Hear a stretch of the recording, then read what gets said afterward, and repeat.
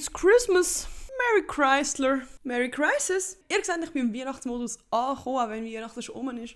Weihnachten ist immer I don't wanna love for Christmas. There is just one thing I need and I.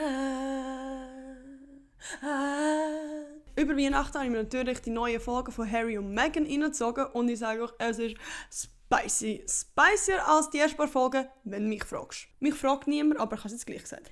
In meinem vorherigen Video haben wir ja gehört, dass die zwei verfolgt worden sind und terrorisiert worden sind von der britischen Presse und genau dort steigen wir wieder ein. Die Idee, dass sich die zwei absetzen in ein anderes Land, um ein bisschen Abstand von dem Presserummel zu bekommen, ist nicht erst 2020 entstanden, sondern schon 2018. Dort wollten sie sich nach Neuseeland absetzen, das hat dann aber nicht funktioniert. 2019 wollten sie sich dann auf Südafrika absetzen und es ist eigentlich schon ziemlich klar im britischen Königshaus, dass das in Ordnung geht.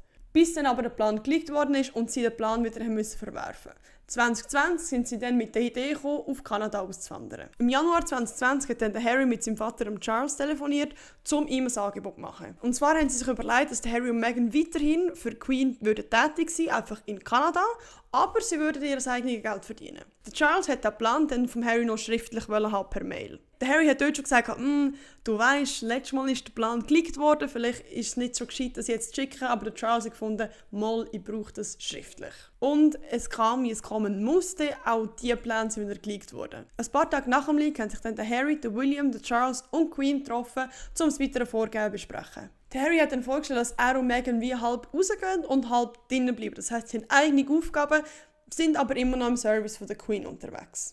Die Idee ist offenbar nicht so gut angekommen. Der Harry erzählt, wie der William angefangen hat zu schreien, die Queen nur ruhig da gesessen ist und der Charles, sein Vater, irgendwelche Lügen erzählt hat. Kurz nach dem Gespräch ist dann ein Artikel veröffentlicht worden, wo darin steht, dass der William den Harry aus der Familie gemobbt hat.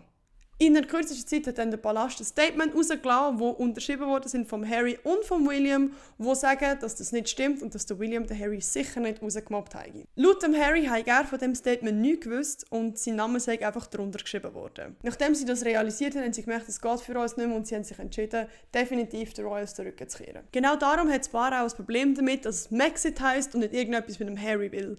Laut ihnen beiden sei der Ausstieg vor allem vom Harry seiner Seite ausgekommen. Wie würde es denn heissen? Herxit? Hexit? Herixit? Im März 2020 sind sie dann auf Abschiedstour durch Großbritannien gegangen. Kommen wir zum nächsten grossen Thema von diesen 3 Folgen und zwar zum Thema Hass im Netz. Die Meghan ist ja nicht nur in der britischen Presse gehatet worden, sondern auch im Internet, ganz besonders im Internet. Analysen haben gezeigt, dass nur wenige Accounts für den Grossteil von allen Hate-Kommentaren verantwortlich sind. Kurz, let's speak numbers.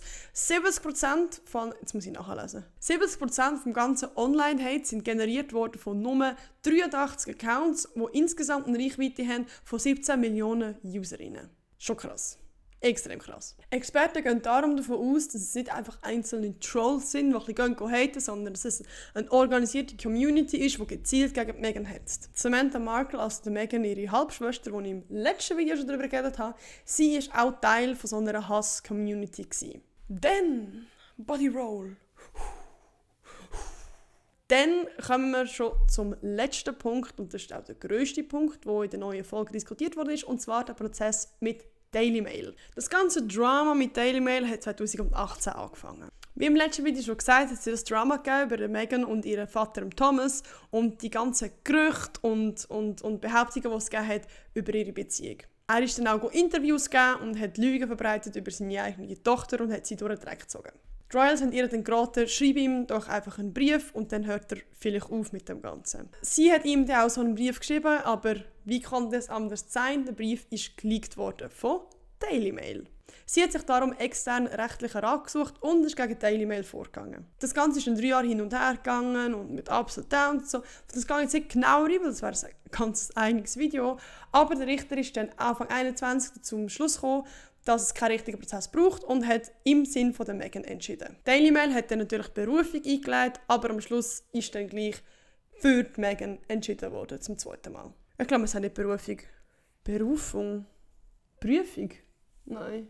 Kurz vor dem Berufungsgericht hat sich dann der Jason Knauf, ein Mitglied vom Team der Cambridges, gemeldet und eine Zeugenaussage gemacht. Cambridges sind William und Kate, by the way. Laut der Doku hat der Jason vor Gericht behauptet, eine Textnachricht von der Meghan zu haben, wo sie zugibt, dass sie den Brief an ihren Vater geschrieben hat, mit der Intention, dass er geleakt wird. Das Anwaltsteam von Jason Knauf hebt aber dagegen und sagt, dass die Sussexes, also Harry und Meghan, selber nach einem Statement verlangt haben und dass die Zeugenaussage neutral sei. Das heisst, nicht für oder gegen sie. Wir sind fast durch. Ich gebe noch kurz meinen Senf dazu und dann sind wir durch. Ich persönlich hätte mir noch mehr Infos gewünscht zum Treffen von Harry mit dem William und der Kate an der Beerdigung von Prinz Philipp. Das Gespräch dort ist komplett überanalysiert worden von Körpersprache-ExpertInnen und so.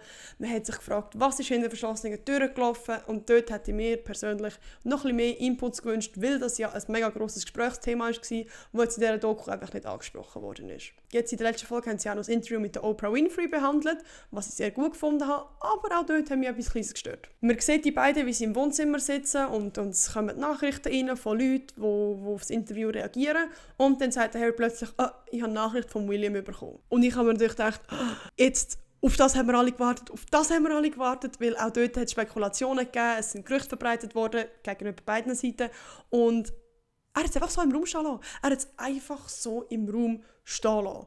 Er hat nicht gesagt, was der William ihm gesagt hat. Das ist zu fragen, kann ich nicht ruhig schlafen? Wenn es schon anschneidest, sag doch nachher auch, wie es war. Das war's von mir und bye!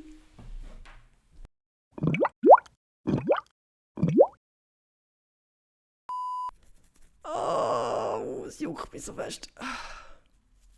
Scheissding da. Kurz nach dem Gespräch ist dann veröffentlicht worden, dass der William, der Chris... Wer ist der Chris? Ich will mal sagen, wer der fuck der Chris ist. Hä?